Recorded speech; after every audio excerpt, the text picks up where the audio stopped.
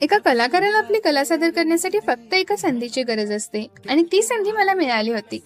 हाय, मी पौर्णिमा. आजचा दिवस माझ्यासाठी 2025च्या वेडिंग सीझन मधला मोस्ट अवेटेड डे होता. कारण आज एकाच दिवशी मला 3 ऑर्डर्स कंप्लीट करायच्या होत्या, तेही वेगवेगळ्या ठिकाणी आणि वेगवेगळ्या व्यक्तींच्या. आणि त्यात सप्तपदीच्या रांगोळीची ऑर्डर ही पहिल्यांदाच आलेली असल्यामुळे मी खूप एक्सायटेड सुद्धा होते. सप्तपदी आणि गृहप्रवेश असे दोन्ही मिळून आम्ही टोटल 22 किलो फुलांचा वापर करणार होतो.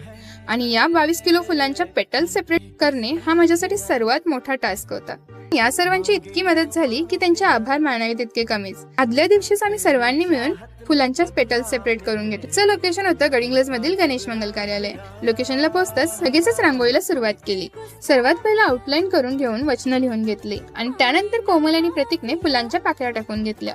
तोपर्यंत मी एक छोटीशी वेलकम रांगोळी काढून घेतली. तिथली रांगोळी कंप्लीट करून लगेचच मी आणि प्रतीक भडगावला जायला निघालो. आजच्या दुसऱ्या लोकेशनला राजू दीदीचा वेडिंग मेकअप करण्यासाठी.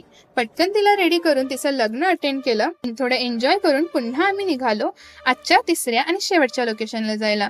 ज्यांची सप्तपदीची ऑर्डर होती त्यांच्याच गृहप्रवेशाची तयारी करायला. वेळ खूप कमी असल्यामुळे पटकन डेकोरेशनला सुरुवात केली आणि लगेचच दोघांनी मिळून डेकोरेशन कंप्लीट करून घेतलं. तर असा होता माझा आजचा दिवस. तुम्हाला कसा वाटला हे कॉमेंटमध्ये नक्की सांगा.